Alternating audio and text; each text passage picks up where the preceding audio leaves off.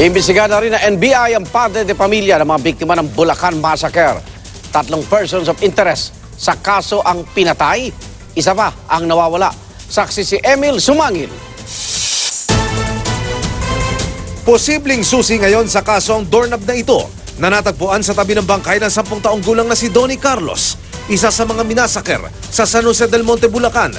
Galing ang doorknob sa likurang pintuan ng bahay na posibleng sinira ng hindi lang iisang tao para makapasok. Kaya tututukan ng doorknob sa paralel o kasabay na investigasyon ng NBI Bulacan.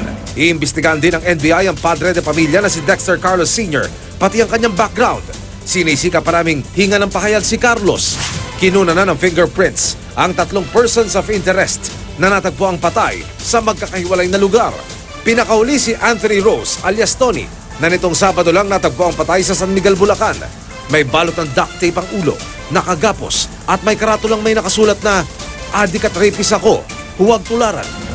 Tulad nila, kinuha na rin ng fingerprints ang arestadong suspect na si Carmelino Miling Ibanez. There are other specimen na nakuha doon sa katawan ng biktima. Ikukumpara mga yan sa mga nakuha sa mga suspect at persons of interest. Sa Huwebes, inaasahang lalabas ang resulta ng DNA test kaugnay sa krimen. Mas matibay ito para mag-diin doon sa mga suspect natin. So malalaman natin kung ilan ba talaga yung suspect doon sa pagpatay ng doon sa mga 5 biktima.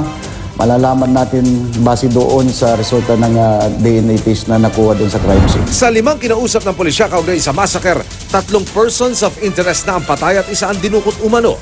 Sisiyasatin na rin yan ng mga otoridad.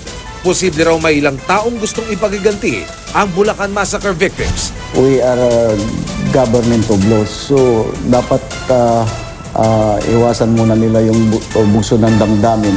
Let the wheels of justice work. Hindi yung swift justice na nangyayari ngayon. Ako si Emil Sumangil ang inyo. Saksi!